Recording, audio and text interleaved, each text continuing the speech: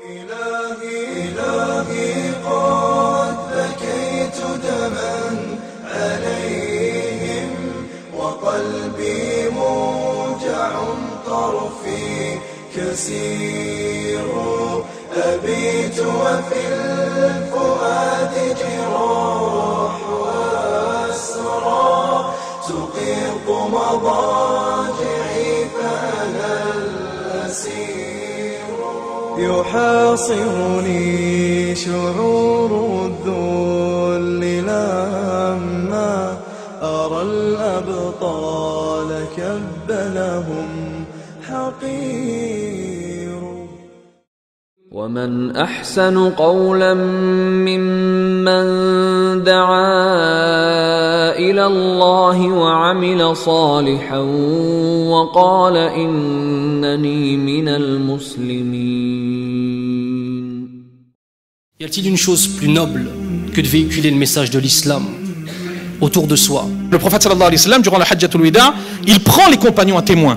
Il leur demande « Ala hal ballagt » est-ce que j'ai transmis? Et lorsqu'ils approuvent, le prophète sallallahu alayhi wa sallam, il fait doigt avec Allah. Allahumma ishhad. Il prend Allah à témoin qu'il a accompli sa mission. Ça, c'était la mission du prophète sallallahu alayhi wa sallam. Vous voyez, une mission qui ne s'est jamais interrompue, qui a formé la priorité, qui a été le moteur de l'action du prophète sallallahu alayhi wa sallam pendant toute sa vie. Ceux qui m'ont suivi, ils ont suivi quelle voie? Eh bien, ma voie à moi, ad'u ila Allah, c'est d'inviter vers Dieu. Et qui le jour du jugement dernier viendront devant Dieu, devant Allah subhanahu wa ta'ala, et diront à Allah que Allah, lui, elle, c'était mon voisin, c'était ma voisine. On a vécu ensemble.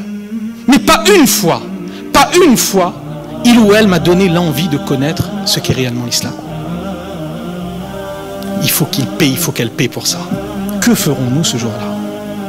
Qu'Allah Azza wa Jal, il a placé dans cette religion une facilité pour toucher les cœurs. Il y a une bénédiction particulière qui fait qu'elle se transmet. On a pour ambition de faciliter la transmission du message de l'islam. Je trouve que le nom qu'ils ont donné à l'association Ummati, ils ont été assistés par Allah subhanahu wa ta'ala, ils ont été guidés dans le choix du mot Ummati. Donc ces gens, s'ils ont choisi ces noms, ça veut dire qu'ils ont le même souci que le prophète sallallahu alayhi wa sallam. Ils ont la même ambition que le prophète sallallahu alayhi wa sallam. Donc on ne peut qu'encourager cette initiative de continuer, de perpétuer sa mission comme les frères et sœurs, et se sont engagés. Je suis fier de tous les jeunes ici présents qui ont été, alhamdoulilah, la synergie qui a fait exister cette association qui s'appelle Ummati. Donc moi j'en suis fier. Donc chaque musulman et chaque musulmane doit être fier. Cette Ummah de Nabi alayhi salatu wassalam, cette communauté à laquelle nous tous on est fiers d'appartenir. Dans cette Ummah de Nabi alayhi salatu wassalam, la da'wa elle fait partie de l'oxygène qu'on respire tous les jours. Le titre de ce séminaire est « Être ambassadeur de sa foi ». وأشهد أن لا إله إلا الله وحده لا شريك له وأشهد أن محمدا عبده ورسوله صلى الله عليه وسلم ثم أما بعد. Comment parler d'appel à l'islam si on ne parle pas du prophète de l'islam Muhammad ibn Abdillah sallallahu alayhi wa sallam? Wa sallu ala nabi sallallahu alayhi wa sallam. Comment parler de l'islam si on ne parle pas de celui qui a reçu la révélation d'Allah Azza wa Jal? Comment transmettre l'islam si on ne passe pas et si on ne suit pas les traces du dernier des envoyés d'Allah Azza wa Jal sallallahu alayhi wa sallam? Allah Azza wa Jal dit dans le Coran: Qul hadhihi sabili ad'u ila Allahi ala basira. Ce qui signifie, dis, ceci est ma voix dans le sens de la sunna du prophète sallallahu alayhi wa sallam. J'appelle à Allah Azza wa Jal avec science. Al-Basira, dans le sens de savoir exactement ce que l'on dit. De même, Allah Azza wa Jal dit: Ud'u ila sabili rabbika bil hikma. Appelle à la voix de ton Seigneur avec la sagesse. La sagesse, c'est le fait de savoir quoi mettre, à quel endroit, à quel moment et de quelle façon. Il y a un lien très intime entre ala basira, qui est l'ilm, et bil hikma, qui est la sagesse. C'est que celui qui n'a pas la science et qui n'a pas la connaissance ne pourra jamais avoir la réelle sagesse, car comment savoir quoi dire à quel moment, à qui et de quelle façon, si on ne sait pas comment le prophète sallallahu alayhi wa sallam l'a dit. Une rapide introduction, et ce qu'est la science, le cheikh Mohamed Patel hafidahullah va exactement nous l'expliquer bi'idni rabbina. Je vous laisse en sa compagnie. Wa hayakumullah.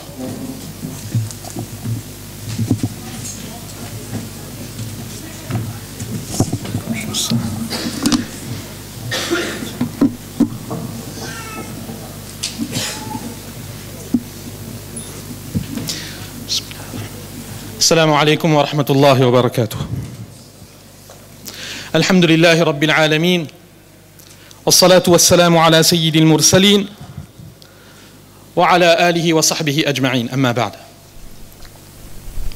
Mes frères et sœurs, je commencerai comme toujours par remercier Allah subhanahu wa ta'ala, le très clément, le tout miséricordieux qui, en cet après-midi ensoleillé, nous a donné cette opportunité exceptionnelle de nous réunir pour évoquer quelque peu son dîn, sa religion, pour parler de son messager, alayhi salatu wassalam, et surtout pour parler d'une mission essentielle au sujet de laquelle on discute depuis déjà plus de 2 heures, c'est la da'wah. Pour commencer, je vous propose un petit dépaysement. Camping. C'est pas parce qu'il fait beau, mais c'est juste parce que je voudrais partir d'un hadith. Mais pour comprendre ce hadith, juste rappeler une réalité. Ça vous est très probablement déjà arrivé de partir pendant quelque temps en week-end et dans la nature d'allumer un feu. Et vous savez bien que lorsqu'on allume un feu en plein air, ce qui se passe, très rapidement, il y a des insectes qui viennent d'on ne sait où, qui s'agglutinent et qui commencent à tourner autour du feu. Et ces insectes, ces papillons de nuit, eh bien, ils s'approchent du feu dangereusement parce qu'ils considèrent, ils sont attirés forcément par la lueur et ils considèrent que ce feu va leur être bénéfique, va leur apporter quelque chose. Mais vous savez bien la suite, ce qui se passe, c'est que lorsqu'ils se rapprochent trop du feu, la chaleur et le feu leur brûlent les ailes, et soit ils sont happés par le feu, soit ils tombent par terre. C'est la fin. Eh bien, le prophète, alayhi salatu wassalam, vous savez, c'était celui qui avait la meilleure façon d'enseigner le message révélé. Eh bien, le prophète, alayhi salatu wassalam, dans un hadith, il nous a relaté ce que je viens de vous raconter. Mais il nous l'a relaté dans un but bien précis, pour nous faire comprendre, pour résumer en quelques mots, quel a été le souci prioritaire de toute sa vie. Le prophète sallallahu alayhi wa sallam, dans le hadith, qu'est-ce qu'il dit? Mathali wa mathalukum kamathali rajul awqada nara. Que mon exemple, ma situation, ainsi que la vôtre, peut être comparée à celle d'un homme qui a allumé un feu. Et faja'ala al-janadib wal farash yaqa'na fiha. Et les papillons de nuit, donc, les insectes, commencent à tourner autour du feu jusqu'à ce qu'ils finissent par tomber dans le feu. Et le prophète, alayhi salatu wassalam, il dit que l'homme qui est là devant le feu, il fait tout ce qui est en son pouvoir pour essayer d'écarter les papillons de nuit. Mais, vous savez bien, c'est pas possible. Les papillons, ils contournent et ils tombent dans le feu. Et le prophète, alayhi salatu wassalam, il dit que mon exemple, il est ainsi. Je suis celui qui est assis au bord du feu. Et je vous vois vous précipiter vers le feu. Vous précipitez en suivant vos pulsions, vos désirs, ce que vous considérez comme étant la clé de votre succès, de votre bien-être. Mais vous n'en êtes pas conscient que derrière cette apparence de bien-être, il y a votre perdition. Eh bien moi, je suis là. Je suis là et je m'agrippe à la ceinture. J'essaie de vous retenir par vos ceintures. Mais vous arrivez à me contourner et à tomber dans le feu. Le prophète alayhi salatu wassalam, il a résumé si bien quelle a été sa mission, quelle a été son action. Pendant toute sa vie, depuis le moment où il a reçu la révélation, le prophète alayhi salatu wassalam s'est consacré à une même mission: agir pour conduire les hommes vers le succès éternel. Tel a été le souci du prophète alayhi salatu wassalam. Alors si vous revenez vers sa vie, vous verrez que ça a pris différentes formes. Son action a pu prendre différentes formes, principalement 4 formes. Le prophète alayhi salatu wassalam, il s'est engagé dans ce que l'on appelle en arabe at-tabligh. C'était l'ordre de Dieu. Ya ayyuhar rasoul balligh ma unzila ilayka min rabbik. Il avait reçu l'ordre de Dieu de communiquer, de transmettre, de faire le tabligh. Le prophète alayhi salatu wassalam, il était la matérialisation de l'invocation que son ancêtre Ibrahim alayhi salatu wassalam, il avait fait en construisant la Kaaba. Et vous connaissez le dua. Ibrahim alayhi salatu wassalam, il avait demandé à Allah d'envoyer des Arabes un prophète qui leur enseignerait le livre, la sagesse, et qui serait là pour les purifier. 2 autres missions du prophète alayhi salatu wassalam: at-ta'lim wa at-tazkiyah. Et le prophète alayhi salatu wassalam, bien évidemment, il a fait également ce que le Coran encore une fois nous décrit, ya'muruhum bil ma'ruf wa yanahahum 'anil munkar, qui durant toute son existence, il a invité vers le bien et il a découragé, il a condamné le mal. 4 missions essentielles du prophète alayhi salatu wassalam que l'on retrouve décrites dans le Coran. 4 missions, vous l'avez compris, qui sont intimement liées. Parce que lorsque le prophète alayhi salatu wassalam, il enseignait al-Qur'an ou al-Hikmah, lorsqu'il œuvrait dans la tazkiyah pour purifier le cœur de ses compagnons, eh bien qu'est-ce qu'il faisait? Il ne faisait rien d'autre que faire le tabligh de ce qu'Allah lui avait révélé. Et en ce faisant, qu'est-ce qu'il faisait? Al-amr bil ma'ruf wa nahy anil munkar. Vous voyez, c'est intimement lié. Mais toutes ces 4 actions qu'il le faisait avaient une finalité unique, une même finalité. Et cette finalité, c'est justement d'interpeller les hommes, de rappeler les hommes, de faire comprendre aux hommes l'importance de venir vers Dieu, de se soumettre à Allah subhanahu wa ta'ala. Et c'est cela que l'on appelle ad-da'wa ila Allah. Ad-da'wa ila Allah, ça a été la finalité, le fil conducteur de toute l'action, de toute la mission du prophète alayhi salatu wassalam. Alors justement, le verset qui a été récité, qui vient d'être récité par Cher devant vous, Allah subhanahu wa ta'ala, de ce verset, il le rappelle. Ce verset va former la trame de notre intervention. Dans ce verset, Allah subhanahu wa ta'ala, il dit: Qul hadhihi sabili ad'u ila Allah ala basira ana wa man ittaba'ani. 3 enseignements importants à retenir de ce verset par rapport à la da'wa. Nous allons donc procéder successivement, voir chacun de ces enseignements. La première chose que nous rappelle ce verset, bien évidemment, c'est donc Qul hadhihi sabili ad'u ila Allah. Allah subhanahu wa ta'ala, il donne l'ordre au prophète sallallahu alayhi wa sallam de s'adresser aux interlocuteurs du Coran, de la révélation.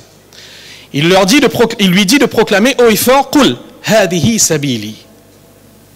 Ça, c'est ma voix. Ma voix. Une voix qui prend celui qui décide de la suivre, qui le prend là où il est pour l'amener à notre destination finale, à tous, Inch'Allah, le paradis. Ça, c'est la voix du prophète alayhi salatu wassalam. Et en quoi consistait sa voix? Ad'u ila Allah. J'invite vers Allah. J'invite vers Dieu. Et quand vous regardez la sira du prophète alayhi salatu wassalam, vous savez, c'est comme Cheikh Ammi Hassan, il a dit tout à l'heure, Aïcha radiyallahu anha nous expliquait bien que kana khuluquhu al-Qur'an, que si vous vouliez voir une matérialisation corporelle du Coran, il suffisait de lire la vie du prophète alayhi salatu wassalam. Vous voulez voir c'est quoi ad'u ila Allah? Eh bien, étudiez la sira du prophète alayhi salatu wassalam. Et vous verrez que depuis le moment où il a reçu la première révélation de Jibril alayhi salatu wassalam, transmise par Jibril alayhi salatu wassalam, jusqu'au moment où il va quitter ce monde, chacune de ses actions, chacune de ses préoccupations était toujours orientée et axée autour de la da'wa. Le prophète alayhi salatu wassalam, quand il reçoit le message, pendant rapidement, pour faire très bref, on ne peut pas entrer dans les détails. Le prophète, alayhi salatu wassalam, vous le savez, pendant 3 ans, il va procéder à ce que l'on appelle ad-da'wa as-sirriya, c'est-à-dire il va inviter les gens, mais il le fera de façon dissimulée, de façon cachée. Il n'invitera pas ouvertement. Il va d'abord inviter son épouse, ses enfants, ses proches amis. Abu Bakr radiyallahu anhu va accepter l'islam, Ali radiyallahu anhu, Khadija radiyallahu anha, Zayd ibn Harisa radiyallahu anhu. Ce sont des compagnons, qui à ce moment, les compagnons des premières heures, qui vont accepter l'islam. Et Abu Bakr radiyallahu anhu, donc ce compagnon de la première heure, dès qu'il va devenir musulman, eh bien immédiatement il va mettre en œuvre la sunna du prophète alayhi salatu wassalam. Lui-même, il va se mettre à inviter les autres vers Allah. Et c'est par son intermédiaire que des gens, d'illustres compagnons, comme Othman ibn Affan, radiyallahu anhu, Talha, radiyallahu anhu, Zubayr, radiyallahu anhu, vont accepter l'islam durant ces 3 premières années. Première étape de la da'wah. Ensuite, les règles vont changer. Allah subhanahu wa ta'ala, il révèle un verset du Coran, un passage du Coran, dans lequel il s'adresse au prophète alayhi salatu wassalam et lui dit wa andir ashiratak al-aqrabin.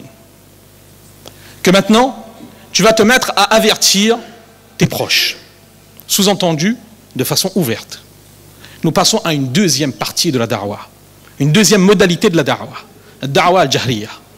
Le prophète sallallahu alayhi wa sallam, immédiatement, il va le faire. Vous connaissez, le prophète sallallahu alayhi wa sallam va réunir tous les gens au pied du mont Safa, il va leur mettre en garde, il va leur faire prendre conscience de la gravité des risques auxquels ils s'exposent s'ils restent dans leurs conditions éloignées de la révélation divine.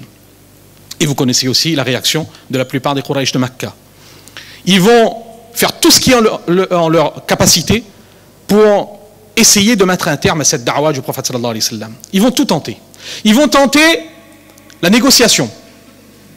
Le prophète sallallahu alayhi wa sallam, vous savez, il était très proche de son oncle Abu Talib, qu'il avait soutenu pendant toute sa vie.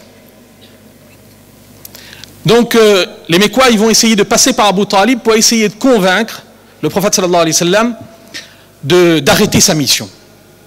Et le prophète sallallahu alayhi wa sallam, sa réaction va être claire. Il va dire à Abu Talib que je n'ai pas plus la capacité d'arrêter et de faire ce qu'ils veulent de moi qu'ils n'ont la capacité d'aller prendre une flamme dans le soleil et de me l'apporter. Autant ça c'est impossible pour eux, autant que moi j'abandonne la da'wah, c'est pas possible. La négociation ne marche pas. Et vous savez qu'à côté de la négociation, il y a eu beaucoup d'autres choses. Il y a eu les persécutions physiques. Un exemple, une illustration. Non pas de ce que le prophète sallallahu alayhi wa sallam a vécu, mais de ceux qui étaient autour de lui, on peut vivre dans le cadre de la da'wah. L'exemple de Abu Bakr radiyallahu anhu.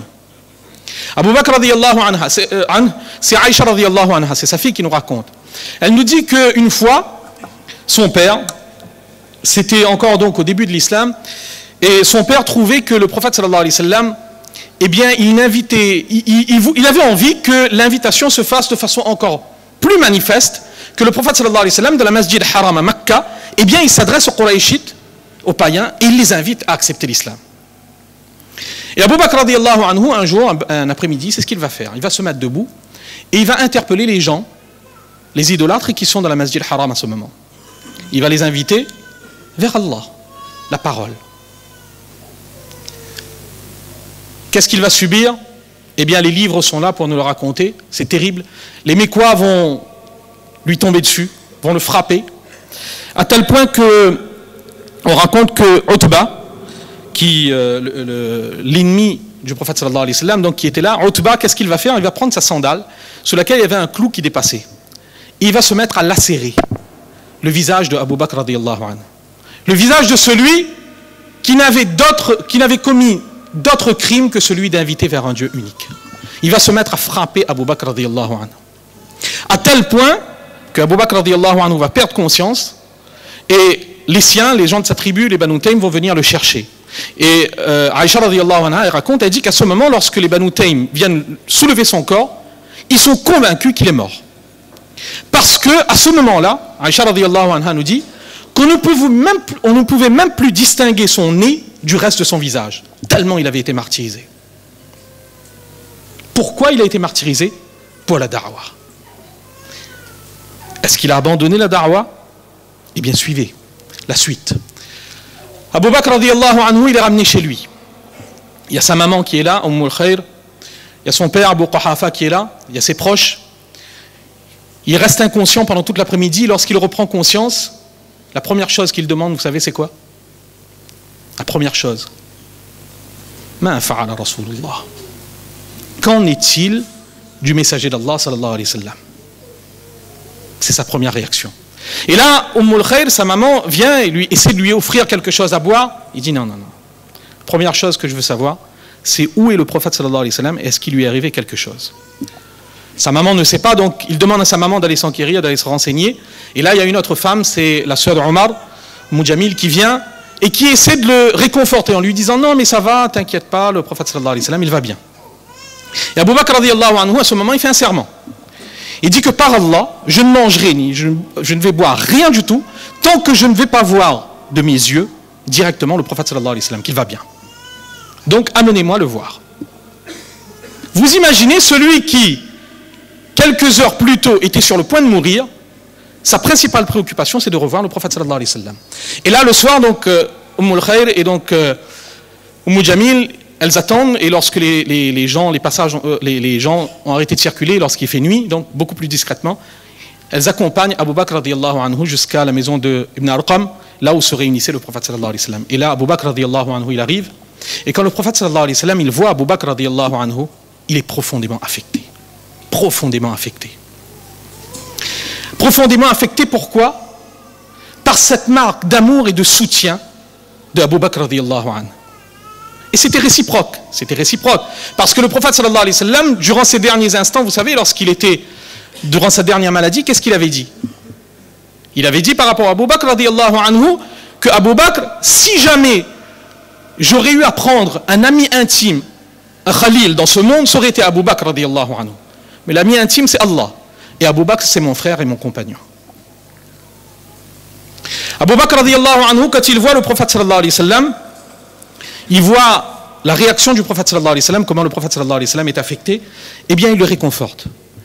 Et il lui dit qu'il n'y a pas de problème. Il n'y a aucun problème, si ce n'est les quelques blessures que j'ai au visage, que cet ennemi m'a frappé au visage, donc ça m'a laissé quelques blessures au visage. Mais il n'y a pas de problème. Mais par contre, j'ai une demande à te faire. Et là, le prophète Abu Bakr radiyallahu anhu, il s'adresse au prophète sallallahu alayhi wa sallam et il dit, voilà, il y a ma maman, Umm Khair, qui n'était pas encore musulmane à ce moment, il y a ma maman, c'est quelqu'un de très bien. Elle est très douce envers son enfant, c'est-à-dire envers moi. Eh bien, ce que moi je voudrais, c'est que tu l'invites à accepter l'islam et tu fasses droit pour qu'elle accepte l'islam. Et là, le prophète sallallahu alayhi wa sallam invite Umm Khair à accepter et devenir musulmane. Elle accepte l'invitation et elle devient musulmane et le prophète sallallahu alayhi wa sallam fait droit pour elle. Regardez, Abu Bakr radiyallahu anhu, comment tout avait commencé? Par la da'wa. Tout avait commencé par la da'wa. Il s'était mis debout pour proclamer l'unicité de Dieu. Regardez toutes les épreuves qu'il a subies.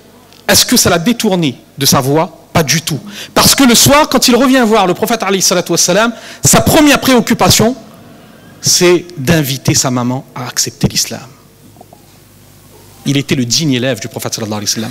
Et une petite parenthèse, vous aurez remarqué une chose, c'est que la da'wa, elle présente toujours une efficacité. Pas forcément là où on s'attend, mais elle est toujours efficace. Abu Bakr radiyallahu anhu, cet après-midi-là, quand il s'était mis debout, c'était pour inviter les idolâtres de la Masjid Haram vers Allah. Et finalement, le soir, qu'est-ce qui se passe? La personne qui probablement, c'était son rêve de voir sa maman accepter l'islam. Il avait dû probablement essayer pendant des années, accepter de convaincre sa maman de devenir musulmane. Mais il n'avait pas pu. Et cette épreuve qu'il a vécue, le résultat, c'est que sa maman va devenir musulmane. Vous voyez, il avait fait la da'wa avec des gens, et finalement, le résultat, c'est l'islam qui arrive dans sa propre maison. C'est sa maman qui devient musulmane. C'est ça la da'wa. C'est que le résultat, parfois, on s'attend à le voir devant nous, mais il n'est pas forcément là. Il n'est pas forcément là. Donc, le prophète sallallahu alayhi wa sallam, il va être persécuté. Vous connaissez, les Quraysh de Makkah, ils vont forcer le prophète sallallahu alayhi wa sallam et ses proches à se retirer pendant 3 ans. Ils vont vivre un boycott inhumain. Et au bout de la 10e année de la mission prophétique, le prophète sallallahu alayhi wa sallam, sa mission va s'étendre, va prendre une autre dimension. Vous Vous savez que c'est la 10e année de la mission prophétique, Am al-Huzn, qu'il va perdre 2 soutiens. Il va perdre son épouse, Khadija, radiyallahu anha, et puis il va perdre Abu Talib, son oncle, qui, jusqu'à la dernière minute, il va rester à ses côtés pour le faire la da'wah, mais il n'acceptera pas l'islam. Et à ce moment-là, le prophète sallallahu alayhi wa sallam, il va prendre la décision d'étendre sa da'wah en dehors de Makkah. Il va se rendre à Taïf. Vous savez ce qui va se passer à Taïf. Pareil, les gens de Taïf n'accepteront pas l'islam. On va même le lapider. Il aura le corps ensanglanté. Il va rentrer à Makkah. Mais il ne s'arrête pas. Il ne baisse pas les bras. Le prophète sallallahu alayhi wa sallam, durant les périodes de Hajj, il va aller à la rencontre des différentes tribus de l'Arabie qui venaient à Makkah pour le Hajj. Jusqu'à ce que, finalement, il rencontre une tribu qui vient d'une ville qui à l'époque s'appelle Yasrib. Il les invite à accepter l'islam et un groupe accepte l'islam, vous connaissez la suite. Ensuite, quelques temps plus tard, le prophète sallallahu alayhi wa sallam va émigrer, la ville Yasrib va devenir Madina, Madinatul Rasoul. Et en l'espace de 5-6 ans, pratiquement toute la ville et les villages aux alentours de Madina seront musulmans. En l'an 8, le prophète sallallahu alayhi wa sallam, il revient à Makkah, il libère la ville de Makkah et la da'wah du prophète sallallahu alayhi wa sallam, qui avait été initié plus d'une dizaine d'années plus tôt. Les fruits vont se manifester ce jour-là, en l'an 8 de l'Hégire. Pratiquement toute la ville de Makkah accepte l'islam, devient musulman, sans même qu'on ait à verser une goutte de sang. Le prophète sallallahu alayhi wa sallam arrive l'an 9 de l'Hégire. Là aussi, la da'wah prend encore une dimension plus importante. Cette fois-ci, le prophète sallallahu alayhi wa sallam envoie des émissaires en dehors, à la rencontre des autres responsables, des autres tribus, jusqu'à ce que la da'wah parvient même à Héraclius, donc aux différentes tribus qui se trouvent à ce moment-là sous le contrôle de l'Empire byzantin. Donc la da'wah touche toute l'Arabie. À tel point qu'une année plus tard, quand le prophète sallallahu alayhi wa sallam se rend à Makkah pour le Hajjatul Wida, il est accompagné de plus de 100 000 compagnons. Vous imaginez, 13 ans plus tôt, il a quitté, lui, Abu Bakr radiyallahu anhu, Makkah. Ils étaient 2. 13 ans plus tard, 10 ans plus tard, ils reviennent, ils sont plus de 100 000. Plus de 100 000 compagnons qui ont accepté l'islam. Ça, c'était la da'wah du prophète sallallahu alayhi wa sallam. Et d'ailleurs, le prophète sallallahu alayhi wa sallam, durant le Hajjatul Wida, durant le dernier sermon, eh bien, à un moment donné, il va s'adresser aux compagnons qui sont là. Il va les prendre à témoin. Parce qu'il avait reçu, vous vous rappelez, on avait cité un verset du Coran, Ya ayyuhar rasulu balligh ma unzila ilayka min rabbik. Communique, transmet ce qui a été révélé de la part de ton Seigneur. Eh bien, le prophète sallallahu alayhi wa sallam, durant le Hajjatul Wida, il prend les compagnons à témoin. Il leur demande, Ala hal ballaght, est-ce que j'ai transmis? Et lorsqu'ils approuvent, le prophète sallallahu alayhi wa sallam, il fait doigt avec Allah. Allahumma ishhad. Il prend Allah à témoin qu'il a accompli sa mission. Ça, c'était la mission du prophète sallallahu alayhi wa sallam. Vous voyez, une mission qui ne s'est jamais interrompue, qui a formé la priorité, qui a été le moteur de l'action du prophète sallallahu alayhi wa sallam pendant toute sa vie. On l'a dit, le prophète sallallahu alayhi wa sallam avait une priorité, la dynamique de réforme positive de la société. Ça a été le souci du prophète sallallahu alayhi wa sallam. Et le prophète sallallahu alayhi wa sallam, il a toujours mis en œuvre jusqu'aux derniers instants. Ça, c'est donc la première chose que nous enseigne ce verset. Qul hadihi sabili ad'u ila Allah. Le prophète sallallahu alayhi wa sallam, sa voix, c'était d'inviter à Dieu. Deuxième enseignement, ala basira. Le prophète sallallahu alayhi wa sallam, quand il a invité vers Dieu, il ne l'a pas fait n'importe comment. Le Coran nous le dit, il l'a fait avec clairvoyance. Clairvoyance, ça veut dire quoi ici, basira? Eh bien, les savants, les commentateurs du Coran, ils nous disent que la clairvoyance dont il est question ici désigne 3 choses. 3 exigences, donc forcément, pour celui qui s'engage dans la da'wah. Ala basira, ça veut dire tout d'abord que celui qui s'engage, et c'était le cas pour le prophète sallallahu alayhi wa sallam, bien évidemment, celui qui s'engage dans la da'wah, il doit bien connaître ce vers quoi il invite. La révélation divine, forcément. Comme l'a rappelé le cheikh tout à l'heure, si nous ne savons pas ce que Dieu il veut de nous et ce dont il veut, dont on se protège, comment allons-nous inviter les autres à se soumettre à Dieu? Donc l'exigence première, c'est de connaître la religion d'Allah, de connaître la révélation divine, de connaître un minimum ce que Dieu il veut de nous. Ça, c'est la première chose, ala basira. Deuxième élément de la basira, c'est la prise en compte de la condition de notre interlocuteur. C'est ce que le prophète sallallahu alayhi wa sallam aussi, il faisait constamment. C'est-à-dire que lorsqu'on s'adresse à quelqu'un pour l'inviter vers Allah, on doit prendre un minimum en considération ce qu'il est, d'où il vient, quelle est son approche de la vie, un minimum. D'ailleurs, le prophète sallallahu alayhi wa sallam, non seulement il le faisait lui-même, mais le prophète sallallahu alayhi wa sallam, vous savez, lorsque, à la fin de sa vie, il avait envoyé Mu'az radiyallahu anhu, c'est connu, il avait envoyé Mu'az radiyallahu anhu pour faire la da'wa et pour appliquer l'islam au Yémen, l'un des conseils qu'il lui avait donné en partant, c'était ça. Innaka ta'ti qawman ahla kitab. Tu vas te rendre auprès de gens qui sont des gens du livre. Parce que la situation était différente. Jusqu'à présent, les musulmans, ils étaient essentiellement confrontés à des idolâtres. Là, Mu'az radiyallahu anhu, il va dans un nouveau contexte. Il va à la rencontre de gens qui ont déjà foi en un livre précédent, un livre qui a été révélé. Ce sont des gens du livre. Donc forcément, le prophète sallallahu alayhi wa sallam l'enseigne, le met en garde, que voilà, tu vas te rendre auprès de ces gens. Et le prophète sallallahu alayhi wa sallam va lui enseigner une technique de da'wah particulière, de faire preuve de progressivité dans le rappel. D'abord, tu vas les inviter à reconnaître l'unicité de Dieu. Ensuite, s'ils acceptent, tu les inviteras, tu leur communiqueras que Dieu, il a enseigné l'obligation de 5 prières, etc., etc. Deuxième élément donc, ala basira, c'est ça. C'est de connaître et de s'adapter en fonction de son interlocuteur. Et troisième élément qui relève de la basira, c'est, comme Ammi Hassan il avait rappelé aussi, c'est bien évidemment de s'adresser, de trouver la manière appropriée pour faire passer le message.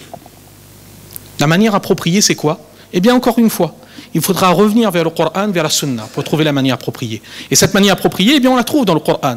Ud'u ila sabili rabbika bil hikma, la sagesse. Wal maw'izatil hasana, de bons rappels, pour interpeller le cœur des gens, pour toucher, pour réveiller la flamme qu'il y a dans le cœur des gens. Wajadilhum billati hiya ahsan. Et même lorsqu'il y a débat, même lorsqu'il y a argumentaire et contre-argumentaire, ne pas aller vers la violence, non. Billati hiya ahsan, de la meilleure des façons. C'est ça que nous enseigne le Coran. Vous savez, vous connaissez le verset quand Allah subhanahu wa ta'ala, il a envoyé Moussa alayhi salatu wassalam et son frère Haroun vers Pharaon. Qu'est-ce qu'il leur a dit? Pharaon, vous connaissez Pharaon, il n'y a pas besoin de faire un film. Pharaon, c'était celui qui prétendait être le seul, l'unique, le plus grand, la totale. Et un orgueil démesuré, exceptionnel. Quand Allah il envoie Moussa alayhi salatu wassalam vers Pharaon, qu'est-ce qu'il leur dit? فَقُولَا لَهُ قَوْلًا لَيِّنًا لَعَلَّهُ يَتَذَكَّرُ أَوْ يَخْشَى. Dites-lui de bonnes paroles, des paroles douces. Peut-être que ça lui fera prendre conscience et que ça développera en lui la crainte. Vous savez, il y a un savant, quand il commençait ce verset, il disait que deux choses. Il disait deux choses. Un, nous ne sommes pas mieux que Moussa alayhi salam et que Haroun alayhi salam. Ça c'est sûr et certain. Et deuxième chose, celui à qui nous allons inviter vers l'islam, il n'est probablement pas pire que Pharaon. D'accord? Donc, si Moussa alayhi salatu wassalam et Haroun alayhi salatu wassalam, ils avaient reçu l'ordre de faire preuve de douceur envers Pharaon, imaginez, nous, la douceur dont nous devons faire preuve lorsque nous nous adonnons à la da'wah. Et le prophète sallallahu alayhi wa sallam, encore une fois, quand on revient vers la mission du prophète sallallahu alayhi wa sallam, on se rend compte de ça. Cette sagesse qu'il y avait, cette méthode qu'il y avait, a toujours trouvé le bon moyen pour interpeller les gens. Amir Hassan, il a cité tout à l'heure le récit de celui qui avait uriné dans la mosquée et que le prophète sallallahu alayhi wa sallam, quelle réaction il avait adoptée. Eh bien cette personne, lui-même, il racontera après, cette personne dira que je n'ai jamais vu un enseignant meilleur que le messager du prophète sallallahu alayhi wa sallam. Il ne m'a fait aucun reproche, il ne m'a pas grondé, rien du tout. Vous savez, ça marque les gens. C'est ça qui compte. Donc ça c'est le troisième élément qui constitue ce que l'on appelle donc al-hikmah, la clairvoyance. Deuxième enseignement donc à retenir de ce verset. Et troisième enseignement de ce verset, c'est Allah subhanahu wa ta'ala, donc il s'adresse au prophète sallallahu alayhi wa sallam, il dit « Qul hadhihi sabili ad'u ila Allah » j'invite vers Allah, ala basira, avec clairvoyance, « ana wa man ittaba'ani » La da'wa, ce n'était pas une exclusivité du prophète sallallahu alayhi wa sallam. La da'wa, le prophète sallallahu alayhi wa sallam l'a fait, nous l'avons vu, Abu Bakr radiyallahu anhu a commencé à le faire immédiatement. Les compagnons, vous connaissez tous les compagnons, ont fait la da'wa. Ils l'ont toujours fait. Et c'est là que nous revenons vers notre réalité à nous. Aujourd'hui, c'est très bien. Nous avons la prétention de faire partie de la Ummah du prophète sallallahu alayhi wa sallam, de cette communauté du prophète sallallahu alayhi wa sallam, de suivre la voie du prophète sallallahu alayhi wa sallam. C'est bien. Il faut avoir cette prétention. Mais le Coran, ce passage-là, nous donne un outil pour vérifier la profondeur de cette prétention que nous avons. Et l'échelle que nous donne le Coran, c'est quoi? Eh bien, c'est tout simplement وَمَنِ اتَّبَعَنِي, le ittiba', le suivi du prophète sallallahu alayhi wa sallam, il se mesure à l'attachement au modèle du prophète sallallahu alayhi wa sallam dans la da'wah. Parce que c'est ça qui caractérise ceux qui ont suivi la voie du prophète sallallahu alayhi wa sallam. Ana wa man ittaba'ani. Ceux qui m'ont suivi, ils ont suivi quelle voie? Eh bien, ma voie à moi, ad'u ila Allah, c'est d'inviter vers Dieu. Donc si aujourd'hui, c'est un examen intime que nous devons mener nous-mêmes, si aujourd'hui nous voulons mesurer quel est notre degré de suivi du prophète sallallahu alayhi wa sallam, c'est très simple, très simple. Posons-nous la question de savoir à quel niveau nous sommes engagés dans la voie du prophète sallallahu alayhi wa sallam, dans la da'wah. Et après, nous aurons tout le temps de poursuivre la réflexion. Parce que le ittiba', le suivi du prophète sallallahu alayhi wa sallam, il est lui-même une échelle pour mesurer autre chose. قُلْ إِن كُنْتُمْ تُحِبُّونَ اللَّهَ فَاتَّبِعُونِي. Le degré de suivi du prophète sallallahu alayhi wa sallam est un témoin de l'intensité de l'amour que l'on a pour Dieu. Tout est lié. Si on prétend aimer Dieu, il va falloir commencer par inviter vers Dieu. C'est le début de la voie. Ça, c'est donc le troisième enseignement que le prophète sallallahu alayhi wa sallam, que ce verset nous montre. Et d'ailleurs, c'est ça qui fait. Il n'est pas difficile de comprendre pourquoi la da'wah, elle est aussi importante pour nous, particulièrement pour cette communauté. Quand vous revenez vers le Coran, vous connaissez le verset du Coran, Kuntum khayra ummah. Qu'Allah subhanahu wa ta'ala, il caractérise cette communauté comme étant la meilleure des communautés. Quelle est la caractéristique de cette communauté qu'Allah met en avant? Vous êtes la meilleure des communautés parce que justement, vous perpétuez la mission qui a été celle des messagers, celle d'inviter les gens vers le bien et de les détourner du mal. Ça a été la mission de tous les Anbiya alayhi salatu wassalam. Et nous avons reçu, cette communauté a reçu le privilège d'avoir en héritage cette mission. Et d'ailleurs, dans ce passage du Coran, petite parenthèse, Allah dit Kuntum khayra ummatin ukhrijat linnas ta'muruna bil ma'ruf wa tanhauna 'anil munkar wa tu'minuna billah. Et vous croyez en Dieu. Vous aurez remarqué qu'il y a un ordre assez étrange dans ce verset. C'est que d'abord, il est question de l'amr bil ma'ruf wa nahy 'anil munkar, et ensuite il est question de la foi. Wa tu'minuna billah, c'est après. Pourquoi? Eh bien, il y a des savants qui disent c'est juste pour nous montrer que l'amr bil ma'ruf wa nahy 'anil munkar, c'est le mur qui protège la foi. Enlevez ce mur et cette voie, elle est en danger. Et c'est basé sur un hadith. Le prophète sallallahu alayhi wa sallam, il disait Man ra'a minkum munkara falyughayyirhu biyadi. Celui d'entre vous qui voit un mal qui est accompli dans la société, dans sa famille, n'importe où, eh bien qu'il essaie de l'empêcher, quel que soit le moyen. Et la moindre des choses qu'il doit faire, c'est de considérer, de réprouver ce mal dans son cœur. C'est la moindre des choses. Et le prophète sallallahu alayhi wa sallam, qu'est-ce qu'il dit? Ça, c'est le plus faible degré de foi. Après ça, si on n'arrive même pas, en voyant un mal, à le considérer comme étant un mal, comme étant tel, c'est qu'il y a un problème au niveau de notre iman. Ça, c'est donc la voie du prophète sallallahu alayhi wa sallam, c'est la voie que les musulmans doivent suivre. Alors, le temps est bientôt terminé. Juste pour poursuivre la réflexion, quand on a dit ça, c'est bien, mais on doit également se rendre compte d'une chose, c'est que la da'wah, c'est une responsabilité qui nous a été confiée. Une responsabilité. Et vous savez, qui dit responsabilité dit forcément qu'on sera questionné sur cette responsabilité. Mais pas n'importe quand. Pas n'importe quand. Allah subhanahu wa ta'ala, dans un verset du Coran, il nous décrit le jour où nous aurons à répondre de cette responsabilité.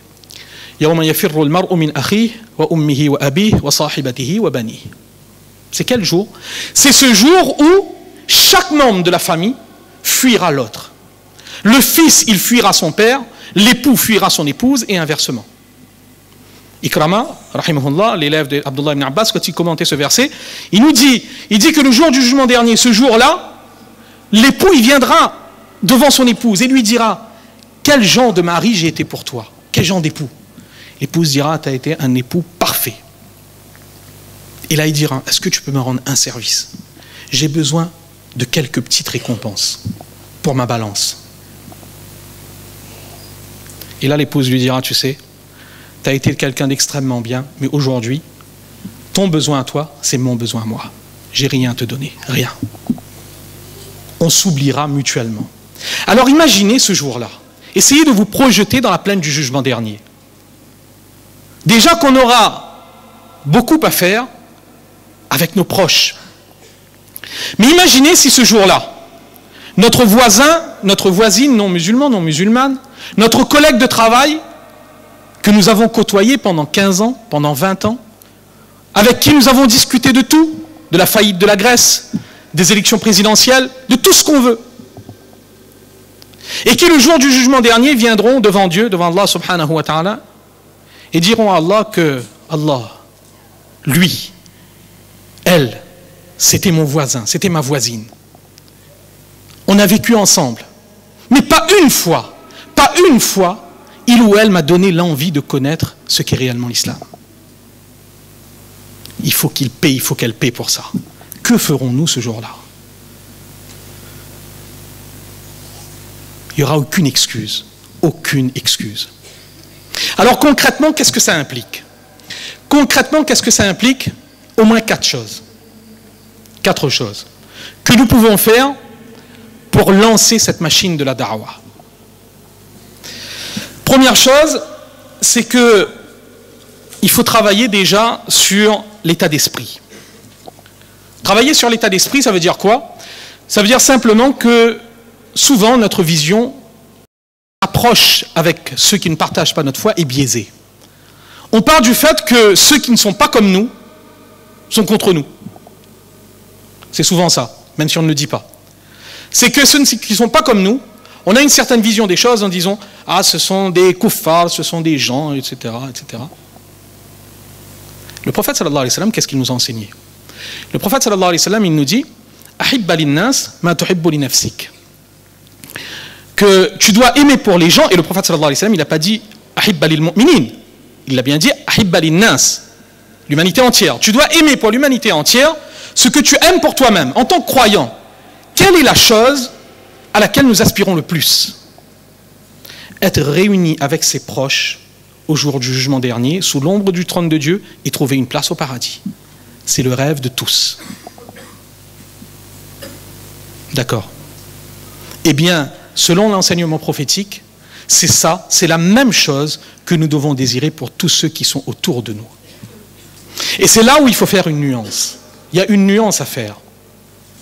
Les savants, ils nous disent que lorsqu'on voit quelqu'un qui est éloigné de la révélation divine, forcément, on se doit de détester, de réprouver le kufr, ou bien al-ma'siyah, le péché. Forcément, ça fait partie des impératifs de la foi. Mais attention, c'est ce que l'imam Qurtubi, rahimahullah, il écrit, attention à bien comprendre qu'on déteste le mal, mais l'être qui commet ce mal, au fond de nous, on se doit d'œuvrer pour qu'il change. C'est la miséricorde qui doit dominer. Et c'est exactement ce qu'il y avait chez le prophète sallallahu alayhi wa sallam. Vous savez, ça change tout. Ça change tout. Le prophète sallallahu alayhi wa sallam, il n'est pas venu pour voir les gens se précipiter en enfer et dire c'est bien, restez comme vous êtes. Non, on a vu le hadith, celui avec lequel on a débuté. Le prophète sallallahu alayhi wa sallam, son souci c'était de sauver les gens. Et on ne peut sauver les gens tant que, au fond de nous, on n'a pas encore inculqué la réalité que ces gens, ce sont des créatures de Dieu, qui ont tout autant droit que moi à une place au paradis. Et je dois tout faire pour qu'ils m'accompagnent au paradis. Je ne suis pas là pour repousser les gens. Je suis là pour attirer les gens vers le chemin de Dieu. Premier effort. Deuxième, et d'ailleurs, juste pour prendre un exemple, on a vu tout à l'heure Abu Bakr radiyallahu anhu par rapport au récit de Taïf. Au récit de Taïf, le prophète sallallahu alayhi wa sallam, il avait été lapidé à Taïf quand il était parti là-bas pour les inviter. En sortant de la ville de Taïf, Jibril alayhi salatu wa sallam, il est venu, il a ramené l'ange et il avait la possibilité de faire détruire toute la ville de Taïf. Ces gens qui l'avaient frappé physiquement, qui avaient refusé d'accepter son message. qu'est-ce que le prophète sallallahu alayhi wa sallam il a fait? Il a regardé l'avenir. Il a regardé l'avenir. Et il a dit à Jibril alayhi salatu wa sallam, non, non, laisse-les. Parce que j'ai espoir que parmi leur descendance, il y aura des gens qui adoreront Dieu l'unique. C'est ça que le prophète sallallahu alayhi wa sallam nous a enseigné. Quand Tufayl ibn Amr ad-Dawsi radiyallahu anhu, il vient voir le prophète sallallahu alayhi wa sallam et lui dit que voilà, moi j'ai invité ma tribu, je les ai invités, j'ai essayé de leur faire comprendre, mais ils ne comprennent pas. Ils ne comprennent pas. Donc maintenant je viens te voir, fais une invocation contre eux et qu'on n'en parle plus. Le prophète sallallahu alayhi wa sallam, il lève les mains. Il lève les mains. Et là les compagnons qui sont là, ils disent que ça y est, c'est fini. La tribu des Daws, c'est fini. Et le prophète sallallahu alayhi wa sallam, il a fait une invocation. Mais quelle invocation? Allahumma hdi Dawsan wa'tini bihim. Oh Allah, guide les Daws et ramène-les-moi. Vous voyez, le prophète sallallahu alayhi wa sallam, il n'était pas là pour repousser les gens. Il était là pour attirer les gens vers le chemin de Dieu. Première chose. Deuxième chose, rapidement, également mentionné tout à l'heure par Ammi Hassan, c'est que nous devons travailler sur notre interface de communication. L'interface, c'est un peu comme un PC. Un ordinateur. Vous savez, l'ordinateur, il a besoin d'une interface pour communiquer, pour donner les ordres et pour qu'il puisse accomplir ce dont on a besoin de faire. Eh bien, l'être humain, chacun d'entre nous, nous avons, pareil, une interface de communication. Et c'est quoi? C'est notre caractère. C'est notre comportement. C'est ça, la deuxième chose sur laquelle il faut travailler. Essentiel de travailler sur le comportement. Je ne vais pas citer les hadiths, il y en a des dizaines sur lesquels le prophète sallallahu alayhi wa sallam, il a mis l'emphase sur l'importance de travailler, de parfaire son comportement, de développer des qualités telles que l'humilité, la bonté, la générosité, le pardon, la clémence, de rejeter des défauts comme l'égoïsme, l'égocentrisme, etc., etc. C'est ce que le prophète sallallahu alayhi wa sallam nous a enseigné. Mais lorsqu'on veut s'engager dans la da'wa, travailler sur son comportement est essentiel pour deux raisons. Deux raisons. Premièrement, parce que notre comportement conditionne la crédibilité de notre discours. Vous savez, on pourra toujours faire des conférences, toujours écrire des livres pour faire comprendre aux non-musulmans que l'islam c'est beau. Le prophète sallallahu alayhi wa sallam c'était le meilleur des hommes. Oui.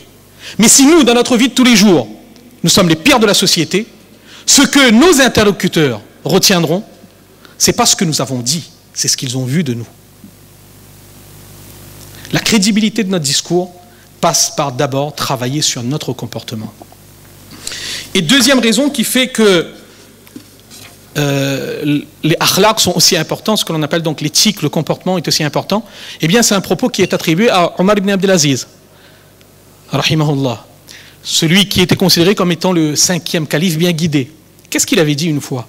Il s'était adressé à ceux qui étaient autour de lui, il leur avait dit « Kunu du'atan ila Allah wa antum samitun » Soyez des gens qui invitent vers Dieu tout en étant silencieux.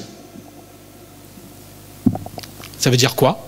Ceux qui sont autour de lui, ils disent « Mais qu'est-ce que tu veux dire? On ne comprend pas. Inviter vers Dieu en ne parlant pas, ça veut dire quoi? Comment? Omar ibn Abdelaziz, il dit « Bi akhlaqikum » par votre comportement. C'est ça. La da'wa silencieuse, c'est l'une des da'was les plus efficaces. C'est justement donner envie à celui qui nous voit de savoir pourquoi lui, pourquoi elle ont telle qualité. Pourquoi, alors que tout le monde est dans le souci constant de s'enrichir, etc., lui, il a d'autres préoccupations, elle a d'autres préoccupations. Pourquoi lui, pourquoi elle n'est pas emporté par la vague de ce monde qui emporte tout, qui fait tout oublier, qui fait oublier même les valeurs les plus fondamentales de l'être humain, le respect envers les vieux, etc. Pourquoi eux, ils ont encore ça?